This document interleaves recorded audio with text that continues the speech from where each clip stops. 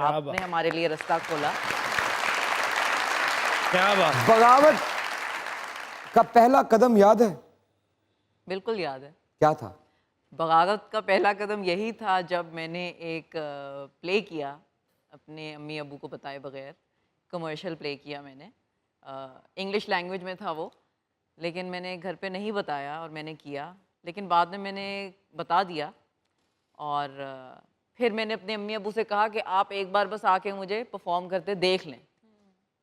फिर वो आए मुझे परफॉर्म करने देखने और उन्होंने कहा कि हाँ ठीक है, तुम जो कह रही हो वो बिल्कुल ठीक है। बगावत जीत गई। मैं हाँ जीत गई, क्योंकि मुझे पता था कि मैं कुछ गलत नहीं कर रही। बगावत करने का मतलब ये नहीं है कि आपने कुछ गलत किया है।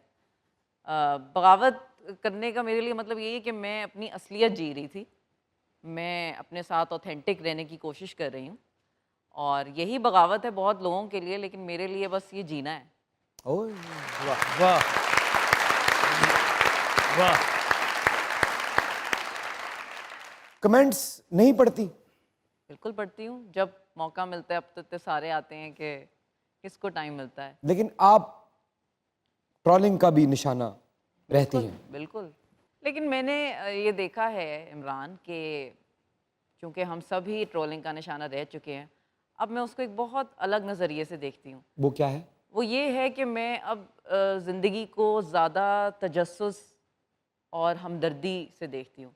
मैं जब भी किसी इंसान के बारे में सोचती हूँ जो कि एक कीबोर्ड के पीछे बैठकर टाइप कर रहा है, मैं उसके बारे में सोचती हूँ। और मैं ये कब से शुरू किया आपने? ये मैंने बहुत रिसेंटली शुरू किया है, क्योंकि मैं थेरेपी भी लेती हूँ।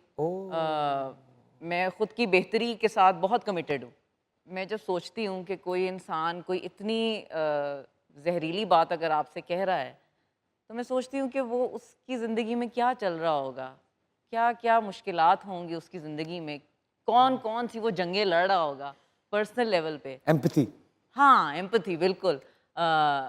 मैं उनको एम्पैथी देना चाहती हूँ। ये रिसेंट है? ये बहुत तो रिसेंट फिर है। इससे तो एक और बदलाव भी आएगा आप में, कि आप कहने से पहले भी अब सोचना शुरू कर देंगी कि ये आपकी राय है, लेकिन ये किसी पर कैसे असरअंदाज हो सकती है, किसी के बिलीव्स पे, किसी के यकीन पे, किसी की ख्वाहिश पे, किसी के अंदाजे जिंदगी पे। तो ये भी बदलाव आने वाला है। बिल्कुल। बल्कि इमरान, मैं I am so glad you brought this up, क्योंकि बात पता है क्या है कि मैं खुद मैं आई थी इस फील्ड में जब मैं 16 साल की थी, और मैं मतलब 16 साल की मैं तो तब बच्ची ही थी, मुझे तो ऐसा यही लगता है।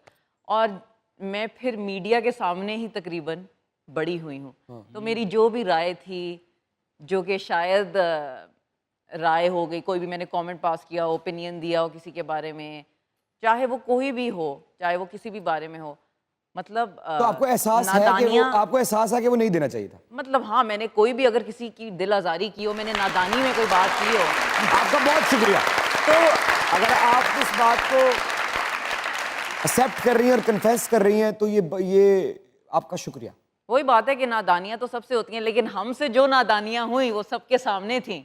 लेकिन इंसान रिहैबिलिटेट भी हो सकता है, उसने चाहे कोई बुरा काम किया हो वो बदल सकता है। तो आज मौका है महर, अगर, क्योंकि आपकी परफॉर्मेंसेस के साथ लोगों ने बड़ा बड़ा प्यार किया है, बिल्कुल, इस मुल्क ने आपको बहुत इज्जत दी है, आपने इंटरनेशनली भी यहाँ से आपके प्रोजेक्ट जो हैं जाके पूरी दुनिया में उन्होंने नाम बनाया है।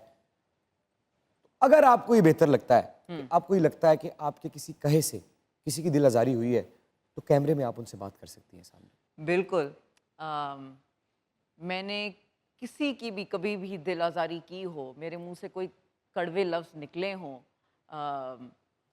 कोई अगर किसी बहुत बुरी चीज़ से गुज़र रहा हो और मैंने उसको उसकी तकलीफ़ में और बढ़ावा दिया हो, तो मैं उसके लिए तहे दिल से माज़रत चाहती हूँ।